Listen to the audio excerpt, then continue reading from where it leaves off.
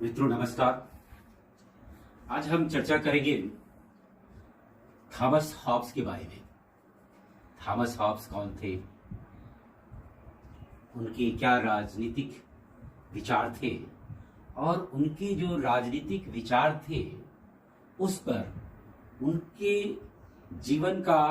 उनके जीवन की परिस्थितियों का किस प्रकार से उस पर असर पड़ा था, इन्हीं बातों पर आज हम चर्चा करेंगे। सबसे पहले थॉमस हॉब्स का जन्म ब्रिटेन में 1588 ईस्वी में ये मेसवरी नामक जगह पर हुआ था। उनके जन्म के समय इंग्लैंड में गृह युद्ध की स्थिति चल रही थी, आर्मेडा का युद्ध हुआ था और ब्रिटेन में जो है एक भय का वातावरण व्याप्त था। कहा जाता है कि उनकी मां ने इसी भय के कारण समय से पूर्व, यानी 9 महीने में बच्चे का जन्म होता है प्रायः सामान्य तौर पर, लेकिन हॉब्स की मां ने हॉब्स को 7 महीने पर ही जन्म दे दिया था। समय से पूर्व ही उनको जन्म दे दिया। उनकी मां भी भयभीत थी और यही बात हॉब्स पर भी काम करता है। हॉब्स का भी स्वभाव जो है वो काफी भयभीत रहा करते थे सुरक्षा के प्रति। उन्होंने खुद अपने बारे में कहा है कि उनकी मां ने एक साथ 2 जुड़वा शिशुओं को जन्म दिया था, एक उनको और एक जो है वो भय को। और यही कारण है कि हम देखते हैं कि हॉब्स जीवन भर जो है वो डरपोक बने रहे। उनके मन में अराजकता के प्रति एक भय सा पैदा हो गया था और वो चाहते थे, भय अराजकता के प्रति एक घृणा उनके दिमाग में भर गई थी और वो चाहते थे, या उन्होंने इस बात पर जोर डाला कि एक सभ्य और प्रगतिशील जीवन जीने के लिए एक सरकार का, एक दृढ़ और शक्तिशाली सरकार का होना जरूरी है। और इसलिए उन्होंने निरंकुश राजतंत्र का समर्थन किया और प्रजा से ऐसे राजतंत्र का, ऐसे शक्तिशाली राज्य के समर्थन की बात कही। हॉब्स के पिता एक पादरी थे। उनके साथ भी एक घटना घटी थी कि चर्च के गेट पर ही एक झगड़ा हुआ। उस झगड़े में उनका नाम आया और वो डर के मारे घर छोड़ करके भाग गए। और जो हॉब्स का पालन पोषण है उनके चाचा के द्वारा किया गया। लेकिन हॉब्स काफी अध्ययनशील और दिमागी तौर पर तीव्र बुद्धि वाले थे। 4 वर्ष की अवस्था में ही उनके चाचा ने उनको एक निजी स्कूल में, डेलस्पोर्ट नामक स्कूल में अध्ययन के लिए भेजा। वो 6 वर्ष की अवस्था में ही ये लैटिन और ग्रीक दोनों भाषा हॉब्स ने सीख ली। 14 वर्ष की अवस्था में उसने एक यूनानी भाषा में जो नाटक लिखा गया था, यूरिपाइडिस के मीडिया, इसका अनुवाद लैटिन भाषा में कर दिया। 1608 ईस्वी में वो ऑक्सफोर्ड यूनिवर्सिटी से ग्रेजुएशन किए। बाइबिल का, चूंकि स्वाभाविक रूप से उनके पिता पादरी थे, तो बाइबिल पर अच्छा अध्ययन उन्होंने किया था, बाइबल की जानकारी थी। लेकिन इस जानकारी के विपरीत उनकी रुचि धर्म में बहुत कम थी और उनके विचारों पर वैज्ञानिकता का अधिक प्रभाव था। वो उनके विचारों में हमेशा हम पाते हैं कि वो साइंटिफिक तरीके से सोचने का प्रयास करते हैं। अपनी शिक्षा पूरी करने के बाद ये हॉब्स, जो ब्रिटेन के एक कैवेंडिश फैमिली थी, उस फैमिली के शिक्षक बन गए और उस परिवार के साथ इनका जो संबंध है वो आजीवन कायम रहा।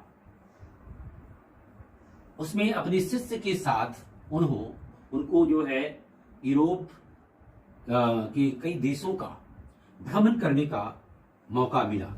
सबसे पहले वो 1610 में गए, दूसरी बार वह 1629 में निकले और फिर 31 में लौटे। इस दरमियान उनको कई विद्वानों से मिलने का मौका मिला, कई विद्वानों और कई वैज्ञानिकों से, उच्च कोटि के विद्वानों से मिलने का मौका मिला। दूसरी यात्रा करके जब वो लौट रहे थे इंग्लैंड में, उस समय वहां गृह युद्ध चल रहा था। इस गृह युद्ध के बाद वहां लॉन्ग पार्लियामेंट को प्रधानता हासिल हुई तथा निरंकुश राजतंत्र के जो दो समर्थक थे उनको जेल में डाल दिया। लॉर्ड तथा स्टैफोर्ड, उनको जेल में डाल दिया गया। इस घटना पर के प्रति हॉब्स का ध्यान गया।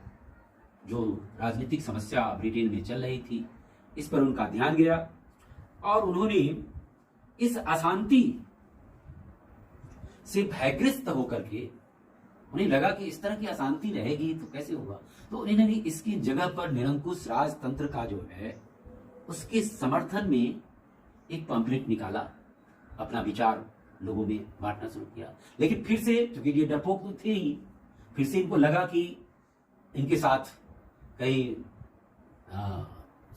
सरकार द्वारा कुछ गलत न हो जाए, ये इसलिए वहां से छोड़कर भाग गए और भाग करके चले गए फ्रांस जाने पर वो फिर कई जगहों पेरिस और हॉलैंड में खास करके उन्होंने अपना समय व्यतीत किया और यहीं पर वह जो है चार्ल्स द्वितीय के शिक्षक के रूप में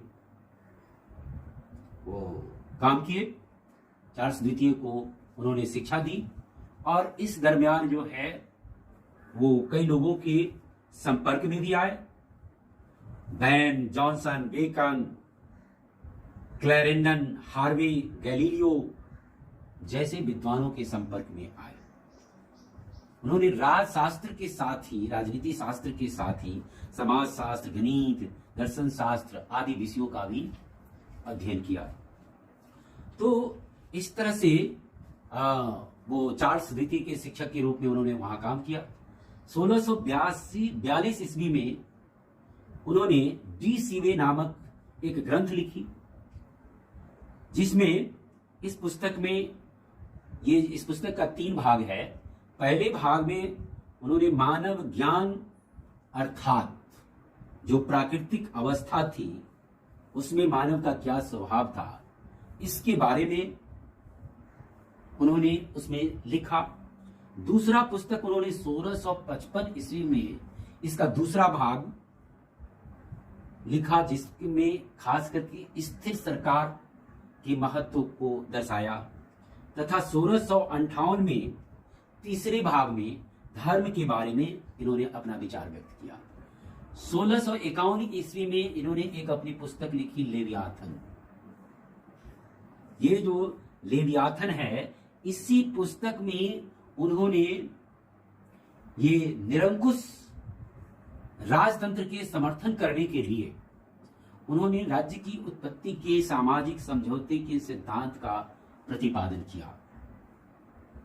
इससे फ्रांसीसी जो अधिकारीगण थे वो फिर इनसे नाराज हो गए और फिर से ये भाग करके लौट आए ब्रिटेन में। और ब्रिटेन में आए तो वहां की जो सरकार थी उससे उन्होंने शरण के लिए अपना दिया, तो वहां का जो राज्य परिषद था उन्होंने इनको वहां रहने की अनुमति दे दी, लेकिन ये शर्त लगाया कि आप सार्वजनिक गतिविधियों में भाग नहीं लेंगे। संयोग से 1660 ईस्वी में ये जो क्रॉमवेल द्वारा जो स्थापित कॉमनवेल्थ था ये खत्म हो गया और फिर से राजतंत्र की स्थापना हुई। और जिस शिष्य को चार्ल्स द्वितीय के ये जो शिक्षक थे जिनको इन्होंने पढ़ाया था, वही ब्रिटेन की गद्दी पर आसीन हो गया। तो इनके जीवन में जो अस्थिरता का जो संकट था वो थोड़ा सा कम हो गया। ये जो चार्ल्स द्वितीय थे जिन्होंने अपने गुरु को 200 पाउंड का वार्षिक वेतन देना भी स्वीकार कर लिया।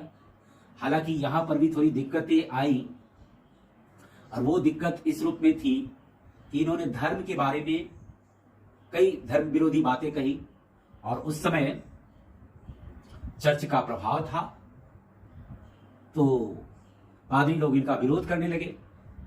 लेकिन राजा चूंकि इनके साथ थे, इसलिए राजा की कृपा से ये बच गए, इनको कोई सजा नहीं हुई। लेकिन इन पर यह शर्त लगाया गया कि आप जो है सार्वजनिक गतिविधियों में नहीं भाग लेंगे और अपने आप को सीमित जीवन जिएंगे। और पूरी तरह से यह व्यक्ति शारीरिक और मानसिक रूप से स्वस्थ जीवन जीते हुए 1679 में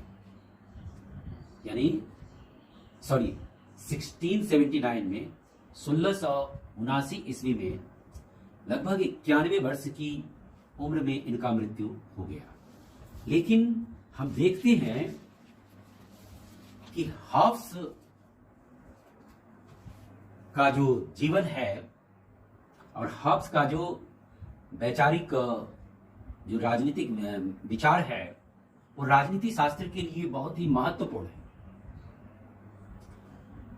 और हॉब्स के विचारों में हम पाते हैं कि किस तरह से उन्होंने राजनीतिक स्थिरता के लिए अपना विचार प्रस्तुत किया। और उनको ये समझ में आता था, उन्होंने ये समझा था कि राजनीतिक अस्थिरता के कारण, ये हिंसा गृह युद्ध की जो स्थिति थी, इसके कारण लोगों का जीवन जो है वो सही नहीं था। और लोगों का जीवन तभी सही हो सकता है जब शक्तिशाली सरकार हो, और शक्तिशाली सरकार के साथ ही जनता का भी काम है कि वह राजा की या शासन के आदेशों का पालन करे। उनकी अध्ययन पद्धति जो है वो वैज्ञानिक अध्ययन पद्धति थी। उन्होंने ये निगमनात्मक पद्धति को अपनाया था। उन्होंने निगमनात्मक पद्धति को अपनाया। जो गैलीलियो ने जो गति का नियम था उससे दिया था, उससे वो अत्यधिक प्रभावित थे। उन्होंने अपने राजनीतिक चिंतन का आधार ये गैलीलियो के जो गति के नियम थे उसको बनाया।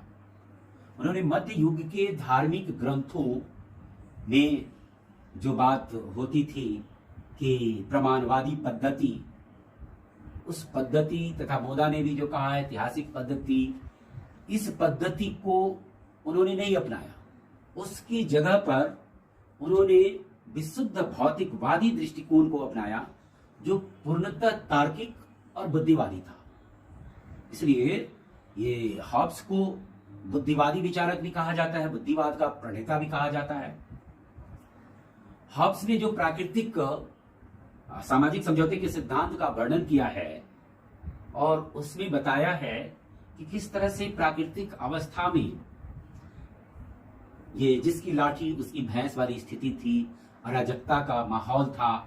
मानव स्वभाव के बारे में चित्रण करते हुए वो कहते हैं कि मानव स्वभाव से ही स्वार्थी, दुष्ट और झगड़ालू प्रवृत्ति का होता है, और इसमें बिल्कुल अराजकता का माहौल था। माइट इज राइट वाली स्थिति थी, इसमें कोई भी व्यक्ति सुरक्षित नहीं था। और इस असुरक्षा की स्थिति से बाहर निकलने के लिए लोगों ने समझौता किया, और समझौते के द्वारा राज्य संस्था की स्थापना की। तो इस तरह से देखते हैं कि ये हॉब्स ने जो है वो ऐसे राज्य का वो प्रतिपादन करते हैं, निरंकुश राज्य का। इसके पीछे जो उस समय के जो वातावरण थी, ब्रिटेन का जो वातावरण था, जो परिस्थितियां थी, और जिन परिस्थितियों का वह शिकार था, जिसका जैसा उनका स्वभाव था, क्योंकि युद्ध का वातावरण, गृह युद्ध का वातावरण था, और असुरक्षा की स्थिति थी, और इनका स्वभाव भी भीरू प्रकृति का था, डरपोक प्रकृति की था। और इसलिए इनके विचारों में सुरक्षा का भाव ज्यादा मिलता है, और इसी सुरक्षा के भाव के कारण उन्होंने निरंकुश राजतंत्र का प्रतिपादन किया। इस प्रकार हॉब्स के विचारों में हम पाते हैं कि हॉब्स ने सबसे पहले संप्रभुता के सिद्धांत का स्पष्ट रूप से प्रतिपादन किया। उन्होंने राज्य की संप्रभुता के बारे में इसको स्पष्ट किया कि राज्य को संप्रभु होना चाहिए, आंतरिक दृष्टि से पूरी तरह सर्वोच्च होना चाहिए और बाहरी दृष्टि से उसको स्वतंत्र होना चाहिए। तो संप्रभुता का उन्होंने स्पष्ट प्रतिपादन किया। दूसरा, उन्होंने राजनीति शास्त्र को धर्म शास्त्र से मुक्त करने का प्रयास किया और राजनीति शास्त्र को वैज्ञानिक रूप देने की कोशिश की। तीसरा जो है, राज्य की उत्पत्ति के संबंध में उन्होंने सामाजिक समझौते के सिद्धांत का प्रतिपादन किया। यह उस समय तक जो चला आ रहा था राज्य की उत्पत्ति का दैवी सिद्धांत, इस दैवी सिद्धांत की प्रतिक्रिया में जो ये मानता था कि राज्य की उत्पत्ति ईश्वर के द्वारा हुई है और राजा जो है ईश्वर का दूत है, उसकी जगह पर उन्होंने कहा कि नहीं, राज्य की उत्पत्ति ईश्वर के द्वारा नहीं हुई है, राज्य को मनुष्यों ने बनाया। और इसके साथ ही उन्होंने इस बात पर भी जोर दिया, उन्होंने भले निरंकुश राजतंत्र का समर्थन किया, लेकिन वो कहते हैं कि राज्य जो है वो साध्य नहीं है, साधन है, साध्य व्यक्ति है। तो उनके विचारों में हम व्यक्तिवाद को भी पाते हैं। और वो कहते हैं कि यदि ये जो लोगों ने समझौता किया तो समझौता इसलिए किया कि राज्य जो है व्यक्ति के जीवन की रक्षा करेगा, और यदि राज्य व्यक्ति के जीवन रक्षा नहीं करता है या उसमें अक्षम साबित होता है तो प्रजा को यह अधिकार है कि ऐसे राज्य की आज्ञा का पालन नहीं करे। तो इस तरह से उन्होंने राज्य को साधन बताया और व्यक्ति को साध्य बताया। उसके साथ ही इनके ऐसी महत्वपूर्ण विचारों के आधार पर मैक्सी ने उनके बारे में, उनके विचारों के महत्व को दर्शाते हुए कहा है, मैक्सी के शब्दों में ही, हॉब्स अंग्रेज जाति के महान विचारकों में से एक थे। उनका प्रभाव राज दर्शन पर तब तक रहेगा जब तक कि लोग राजनीतिक विषयों पर चर्चा करते रहेंगे। तो इस तरह से हॉब्स का जो विचार है और हॉब्स का जो जीवन है उसके जीवन का उसके विचारों पर प्रभाव पड़ा है। और ऐसा ही प्रायः प्रत्येक व्यक्ति के जीवन में अलग अलग परिस्थितियां होती हैं और उन परिस्थितियों के अनुरूप परिस्थितियों का उनके विचारों पर भी, उनके व्यक्तित्व पर भी प्रभाव पड़ता है। ये हॉब्स के जीवन दर्शन और विचार से हमें पता चलता है। और उन्होंने राजनीति शास्त्र को कई महत्वपूर्ण चीजें दी, राजनीति शास्त्र को समृद्ध किया, राजनीति शास्त्र को वैज्ञानिकता का पुट दिया। एक चीज और जो आजकल हम देखते हैं कि धर्मनिरपेक्षता, तो धर्मनिरपेक्षता की बात भी हॉब्स के द्वारा ही सबसे पहले वो लाई गई। उन्होंने चर्च और राज्य के बीच जो पहले प्रतिद्वंदिता चल रही थी, तो उन्होंने चर्च के ऊपर राज्य की प्रधानता को स्वीकार किया और कहा कि राज्य जो है वो चर्च से ऊपर है। और इस तरह से उन्होंने ये धर्मनिरपेक्षता का भी प्रतिपादन किया। तो हम आशा करते हैं कि हॉब्स के बारे में हमने कुछ जरूरी जानकारी और हॉब्स को स्पष्ट करने का कोशिश किया है, हॉब्स के जीवन को, हॉब्स के विचारों को। आज इतना ही, फिर अगले वीडियो में कुछ अन्य विषय लेकर हम आपके सामने उपस्थित होंगे। तब तक के लिए धन्यवाद।